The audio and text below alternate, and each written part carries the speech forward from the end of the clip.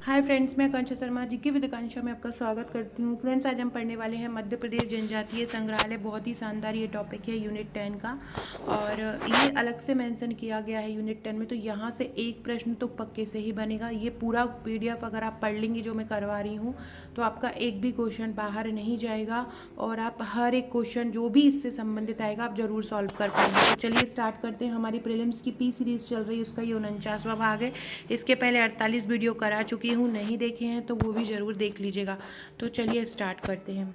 सबसे पहले हम बात करते हैं बादल भोई आदिवासी संग्रहालय की। किसकी बात कर रहे हैं? बादल भोई आदिवासी संग्रहालय की। बादल भाई जो आदिवासी संग्रहालय है वो कहाँ पर है? छिंदवाड़ा में है। और छिंदवाड़ा के ही थे ये जो बादल भोई। हमारे जनजाति व्यक्तित्व का भी एक प्रमुख टॉपिक है ये बादल भोई।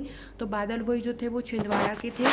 और बादल भोई आदिवासी संग्रहालय कहाँ पर है? छिंदवाड़ा में है।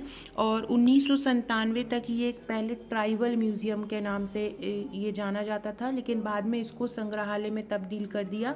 तो याद रखिएगा, बादल भोई आदिवासी संग्रहालय कहाँ है? छिंदवाड़ा में। आपसे ये भी पूछ सकते हैं कि बादल भोई जो आदिवासी संग्रहालय है उसको म्यूजियम से संग्रहालय में कब बदल दिया? तो 1997 में उसको म्यूजियम से संग्रहालय में बदल दिया गया। दूसरा है राज्य जनजाति संग्रहालय। मध्य प्रदेश, हर स्टेट का एक संग्रहालय होता है, वो है राज्य जनजातीय संग्रहालय। ये कहाँ पर है? राज्य जनजातीय संग्रहालय भोपाल में है। और इसकी स्थापना कब हुई थी? 1953-54 में हुई थी राज्य जनजातीय संग्रहालय की स्थापना। याद रखिएगा, राजधानी भोपाल में है तो राज्य जनजातीय संग्रहालय भी कहाँ होगा? भोपाल में ही होगा। स्थापना कब हुई थी? 1953-54 में हुई थी। अगला है आदिवर्ष कला आदिवर्त कला आदिवर्त आदिवासी कला संग्रहालय। याद रखना, ये आदिवर्त के नाम से कहाँ पर है? खजुराहो में है। आदिवर्त के नाम से कहाँ है? आदिवर्त के नाम से खजुराहो में है। और इसकी स्थापना जो हुई थी आदिवर्ष आदिवासी संग्रहालय की 2001 में हुई थी। याद रखना, आदिवर्ष आदि संग्रहालय की स्थापना कब हुई थी? 2001 में हुई थी। आदिवर्त आदिवासी संग्रहालय कहाँ पर है? खजुराहो में। ये कुछ संग्रहालय ऐसे हैं जिनको तो आपको बिल्कुल मुँह जुबानी याद रखना है। और आदिवर्त का तो याद ही रखो, आदिवर्त के आने के बहुत ज़्यादा चांस है क्योंकि अलग से नाम है ना। तो और इसका एक और इसकी इम्पोर्टेंट है कि इसका 2023 में फिर से इसका पुनर्निर्माण किया गया है, और इसमें शिवराज सिंह चौहान ने इसके पुनर्जीवित इसको किया है।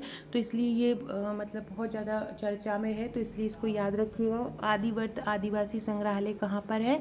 खजुराहो में है। उसकी स्थापना कब हुई थी? 2001 में हुई थी। पुनर्निर्माण 2023 में हुआ।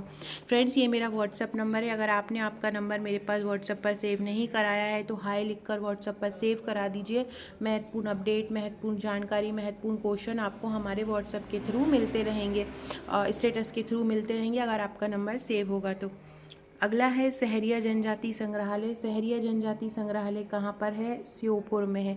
ये भारत का पहला सहरिया जनजाति। वैसे सहरिया हमारे मध्य प्रदेश में, वैसे तो ये राजस्थान में भी पाई जाती है, लेकिन मध्य प्रदेश में जितने भी चंबल क्षेत्र हैं हमारे मध्य प्रदेश के, जैसे कि राजस्थान हुआ, ये तो हमारे भारत का हो गया। ये चंबल क्षेत्र में राजस्थान के आसपास के क्षेत्र हुए, जैसे कि ग्वालियर हुआ, अशोकनगर हुआ, भिंड हुआ, मुरैना हुआ। इन क्षेत्रों में श्योपुर हुआ, शिवपुरी हुआ, इन क्षेत्रों में सहरिया जनजाति पाई जाती है।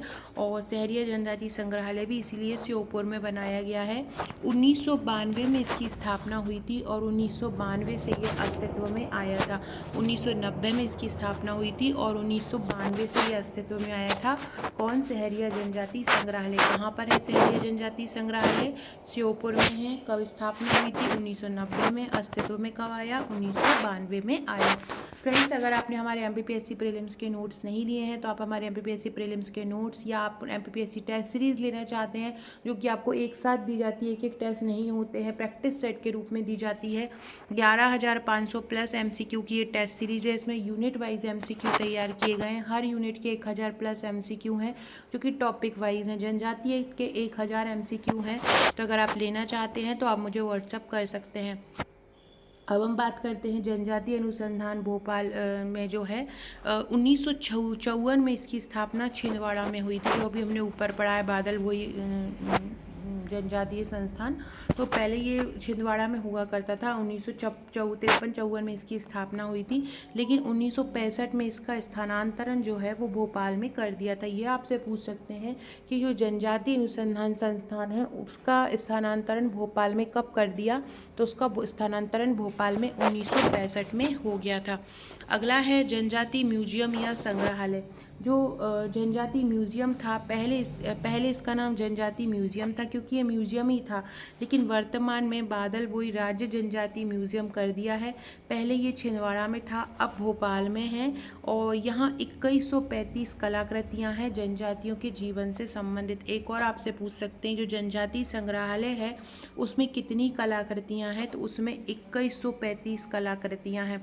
जनजाति म्यूजियम या संग्रहालय में कितनी कलाकृतियाँ हैं, तो इसमें 2135 कलाकृतियाँ हैं। जनजाति म्यूजियम या राज्य जनजाति जो म्यूजियम है उसको ही पहले बादलबोई के नाम से जाना जाता था, याद रखिएगा। अगला क्वेश्चन है फ्रेंड्स, ये मेरा प्रैक्टिस सेट है, यूनिट वाइज प्रैक्टिस सेट है। इसको आप टेस्ट के तौर पर लगा सकते हैं। हमारा क्या है कि हमने हर टेस्ट बनाकर उसके पीछे आंसर नहीं लिखे हैं, बल्कि जैसे कि एक पेज है और हर पेज के नीचे जितने क्वेश्चन है उसमें नीचे आंसर लिखे हुए, ताकि आपको टाइम ना जाए पीछे पलट के देखने के लिए। इस प्रकार से ये प्रैक्टिस सेट तैयार किए गए हैं। इसकी सॉफ्ट कॉपी 499 में आपको ये पूरे 11,000 MCQ यूनिट वाइज जो टॉपिक वाइज तैयार किए गए हैं। हर यूनिट का अति महत्वपूर्ण सारांश जो आना ही है वो MCQ फॉर्म में लेके तैयार किया गया है। इसकी हार्ड कॉपी 1399 प्लस 90 कुरियर में है और सॉफ्ट कॉपी 499 में है। बहुत ही शानदार ये प्रश्न है। इसका रिव्यू भी मैं बहुत सारे वीडियो मैंने प्रैक्टिस सेट के बनाए हैं, इसी प्रैक्टिस सेट के ही आप देख सकते हैं। प्लेलिस्ट भी बनी, करीब 12-13 प्रैक्टिस सेट के वीडियो बना चुकी हूँ इंपॉर्टेंट टॉपिक की, तो आप वहाँ से इसको देख सकते हैं। साथ में ये हमारा प्रीलिम्स का पैकेज है, प्रीलिम्स के नोट्स हैं। प्रीलिम्स के नोट्स में आपको ये टोटल 10 बुकलेट मिलेंगी यूनिट वाइज। हर यूनिट की एक बुकलेट मिलेगी। बहुत ही शानदार हैंड रिटन ये नोट्स हैं, फ्लो चार्ट, डायग्राम, मैप सहित इनको कवर किया है। ये हमारा व्हाट्सअप नंबर है, इस नंबर पर आप मुझे व्हाट्सअप करके ये नोट्स परचेस कर सकते हैं। या तो आप इस pre notes plus theory plus MCQ मंगा सकते हैं साथ में, या आपके पास नोट है तो आप केवल MCQ मंगा सकते हैं या आप दोनों मंगा सकते हैं। जो भी आप मंगाना चाहते हैं आप मंगा सकते हैं। बहुत ही शानदार हमने ये नोट्स को कवर किया है। अगला है इंदिरा गांधी जनजातीय विश्वविद्यालय। इंदिरा गांधी जनजातीय विश्वविद्यालय, ये विश्वविद्यालय की बात की जा रही है। कहाँ पर है? अमरकंटक में है और अनूपपुर जिले के अमरकंटक में स्थित है। इसकी स्थापना इंदिरा गांधी जनजातीय राष्ट्रीय जनजातीय अधिनियम 2007 के तहत की गई थी, और इसकी जो डॉक्यूमेंट्री है वो 2008 में जारी की गई थी इंदिरा गांधी जनजातीय विश्वविद्यालय की। अगला है मध्य प्रदेश राज्य जनजातीय संग्रहालय कहाँ है? मध्य प्रदेश का जो जनजातीय संग्रहालय है वो भोपाल में है। भोपाल में कहाँ पर है? श्यामला हिल्स में है। और इसका जो लोकार्पण हुआ है, वैसे तो इसकी स्थापना 1967 में ही हो गई थी, लेकिन इसका पुनः लोकार्पण 2013 को किया गया है। किसने किया है? प्रणब मुखर्जी ने किया था, जो तत्कालीन राष्ट्रपति थे। यह संग्रहालय मध्य प्रदेश शासन संस्कृति विभाग द्वारा संचालित होता है। इस जो जनजातीय संग्रहालय का प्रतीक चिन्ह वृक्ष है, ये याद रखिएगा। ये क्वेश्चन आपको पूछा जा सकता है कि मध्य प्रदेश जनजातीय संग्रहालय का प्रतीक चिन्ह क्या है, तो याद रखना है वृक्ष है।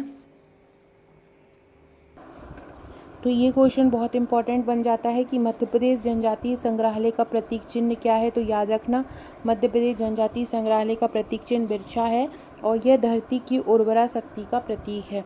जो मध्य प्रदेश का जनजातीय संग्रहालय उसमें 6 दीर्घा मिलती हैं, 6 भागों में ये विभाजित होता है।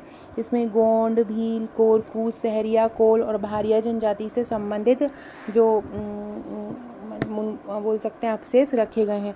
इस संग्रहालय का डिज़ाइन रेवती कामथ ने किया है। ये भी आपसे पूछ सकते हैं। जो मध्य प्रदेश राज्य जनजातीय संग्रहालय है उसका डिज़ाइन किसने किया है, तो उसको डिज़ाइन किया है रेवती कामथ ने। किसने किया है? रेवती कामथ ने किया है।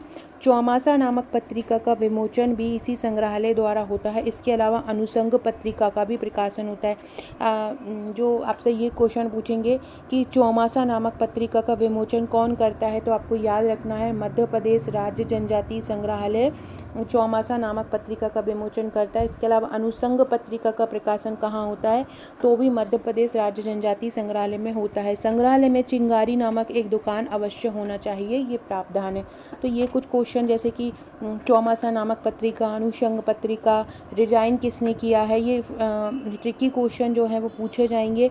इसकी दीर्घा कहाँ कहाँ मिलती, कितनी दीर्घा इसकी मिलती है, इसका प्रतीक चिन्ह क्या है, तो ये क्वेश्चन पूछे जाएंगे। अगला क्वेश्चन है फ्रेंड, अगला क्वेश्चन करने से पहले ये हमारा मेंस का पैकेज है। मेंस में पेपर 4 रेडी हुआ है अभी 2, 7 और 11 मार्क का। इसके अलावा पेपर 2 का पार्ट 2 जो है मतलब समाजशास्त्र तैयार हो रहा है। ये हैंड रिटन नोट्स होते हैं हमारे, 3rd एडिशन है। प्रश्नोत्तर श्रृंखला में हर टॉपिक को कवर किया है। हर टॉपिक के जितने मैक्सिमम क्वेश्चन बन सकते हैं उनको ये कवर किया गया है। टोटल इसमें 4 बुकलेट मिलेंगी पेपर 4 में, और इस प्रकार से ये टोटल 4 है। इसके अलावा ये फ्रेंड्स हमारा प्रीलिम्स के नोट्स की रिव्यू है कि किस प्रकार से प्रीलिम्स के नोट्स तैयार किए गए हैं। आप देख सकते हैं इस प्रकार ये प्रीलिम्स के नोट्स तैयार किए गए हैं, जो बहुत ही इजी लैंग्वेज में तैयार किए गए हैं। पढ़ने में आपको बहुत अच्छा लगेगा।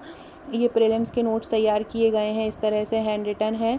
और मेंस के नोट्स भी इसी प्रकार से बहुत ही शानदार, ये आपको रिव्यू दिख रहा होगा मेंस के नोट्स का, इस तरह से तैयार किए गए हैं। 2 नंबर के 500 प्लस MCQ की एक बुकलेट 2 नंबर की मिलेगी। इस प्रकार से ये 2 नंबर की बुकलेट है, और 2 बुकलेट आपको बाइंडिंग की हुई मिलेंगी। इसमें लगभग 1000 पेजेस हैं, तो आप पेपर 4 अपना पूरा इससे ही रेडी कर सकते हैं। इसके बाहर आपको कुछ भी नहीं पढ़ना है। और एक case study, solve case study की आपको बुकलेट मिलेंगी, तो आप इसको परचेज़ कर सकते हैं। अगला है रानी दुर्गावती संग्रहालय। रानी दुर्गावती संग्रहालय की जो स्थापना हुई थी वो जबलपुर में हुई थी। कब हुई थी? 1976 में हुई थी। और यहाँ पर कल्चुरी और गोंड राज्य की सामग्री या पुरातन सामग्री रखी हुई है। फ्रेंड, डिस्क्रिप्शन बॉक्स से आपको मेरे व्हाट्सएप ग्रुप, टेलीग्राम ग्रुप की लिंक मिल जाएगी। एक मैंने न्यू ग्रुप बनाया है मेंस वाई GK विद आकांक्षा के नाम से। एक हमारा पुराना ग्रुप है MPPSC वाई GK विद आकांक्षा के नाम से। तो आप ये दोनों में ही मुझे फॉलो कर सकते हैं। डिस्क्रिप्शन बॉक्स में उसकी लिंक आपको मिल जाएगी। आदिवासी संग्रहालय पतालकोट में है, 1954 में स्थापना हुई। और टंट्या भील संग्रहालय खंडवा में है। सो फ्रेंड्स, ये थे हमारे आज के क्वेश्चन। बहुत ही इंपॉर्टेंट ये टॉपिक था। इस टॉपिक को अच्छे से करना ज़रूरी है, क्योंकि यहाँ से प्रश्न बनते ही बनते हैं। बाकी मेरी कोई भी P सीरीज़ की वीडियो की PDF जो हमारे नोट्स आप लेते हैं उसके साथ ग्रुप मिलता है, उस ग्रुप में पहुँचा दी जाती है, तो आप उसका रिवीजन भी कर सकते हैं। यही क्वेश्चन आपको सीधे आपको हमारे जो MPPSC प्रीलिम्स की यूनिट 10 मिलेगी उसमें मिल जाएंगे। और प्रैक्टिस सेट में जो आपको 101 से 110 टेस्ट है उसमें आपको MCQ फॉर्म में इसके क्वेश्चन मिल जाएंगे। तो आप दोनों में MCQ भी ले सकते हैं और थ्योरी भी ले सकते हैं और लगा भी सकते हैं। सो फ्रेंड, वीडियो अच्छा लगा हो तो लाइक शेयर सब्सक्राइब जरूर कीजिएगा, शेयर कीजिएगा। Okay friends, thank you.